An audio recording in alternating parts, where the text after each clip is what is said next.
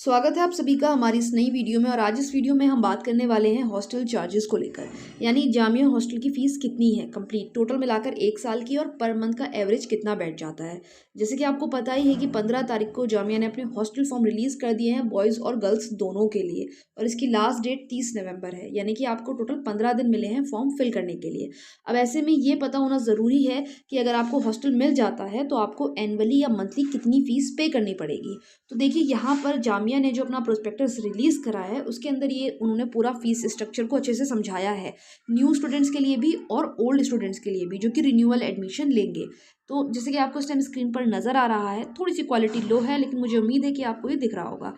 तो सबसे पहले न्यू स्टूडेंट की फ़ीस देख लेते हैं कितनी रहती है। देखिए यहाँ पर न्यू अलॉटमेंट लिखा हुआ है, तो एडमिशन फ़ीस 300 आपको देनी है।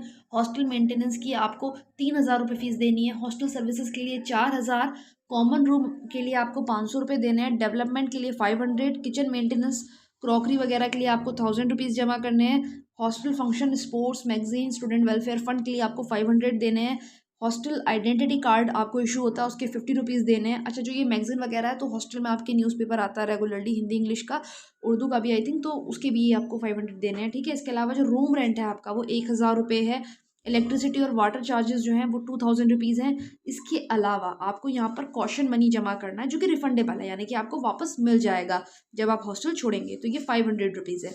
इसके अलावा आपका मेस कॉशन मनी भी है, ये भी आपका रिफंडेबल है जो कि 2000 रुपीज़ है। ठीक है, तो टोटल आपका बैठता है ये 15,350, 15,350 रुपीज़। तो ये जो आपका टोटल अमाउंट है ये आपका पूरे 1 साल का है, यानी कि ये 1 साल का आपका जाएगा एनुअल चार्ज।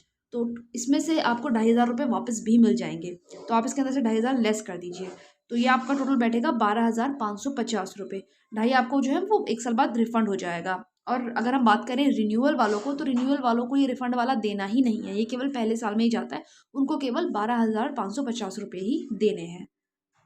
तो ये तो आपका टोटल चार्ज हो गया 1 साल का, जो कि मेंटेनेंस, रूम रेंट उसके अंदर इंक्लूड है। अब बात कर लेते हैं मेस चार्ज की, ये आपको अलग से देना पड़ता है। लेकिन उससे पहले एक और चीज़ यहाँ लिखी हुई है कि जो फिजिकली चैलेंज स्टूडेंट हैं या जिनके पेरेंट्स की इनकम, अच्छा सॉरी, जो फिजिकली चैलेंज स्टूडेंट्स हैं और उनके पेरेंट्स की इनकम 1.5 लाख से ऊपर नहीं है, तो उनको रूम रेंट नहीं देना पड़ेगा। यहाँ पर उन्हें रूम रेंट देने में छूट मिल जाती है, और रूम रेंट आपका 1000 रुपये ही है। उसके लिए आपको डॉक्यूमेंट्स भी लगाने पड़ेंगे सपोर्टिंग। इसके अलावा जो NRI है स्टूडेंट्स हैं, उनको $1000 USD देना पड़ेगा एनुअल हॉस्टल चार्ज के लिए। ठीक है, अब बात कर लेते हैं कि मेस चार्ज कितना रहता है आपका। देखिए मेस चार्ज जो है वो कैटेगरी है यहाँ पर जर्नल की, तो जो चार्ज मंथली बैठता है वो बैठता है 2600 रुपीज़ 1 महीने का। मेस चार्ज आपको मंथली देना है, और इसका जो चार्जेस है 10 महीने का वो 2600 रुपये है।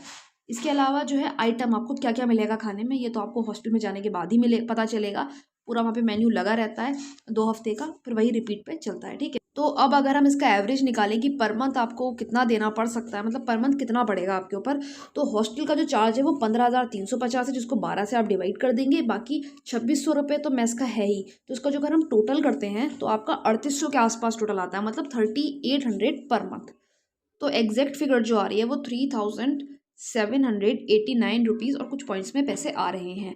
अब मंथली तो फीस जमा होती नहीं है हॉस्टल में। ठीक है, तो क्या है कि आपको न्यू अलॉटमेंट के टाइम पे आई थिंक ये पूरा हॉस्टल चार्ज जो आपका है आई थिंक ये तो 2 इंस्टॉलमेंट्स में आपको देना पड़ेगा। बाकी 3 महीने का आपको मेस चार्ज देना पड़ेगा, तो मतलब 3-3 महीने के बेस पे आपसे ये जो फीस है वो ली जाती है। मुझे लगता है अब आपको फीस को लेकर जितने भी डाउट्स थे वो क्लियर हो गए होंगे। अभी भी अगर कोई डाउट है तो आप कमेंट सेक्शन में मुझे बता सकते हैं।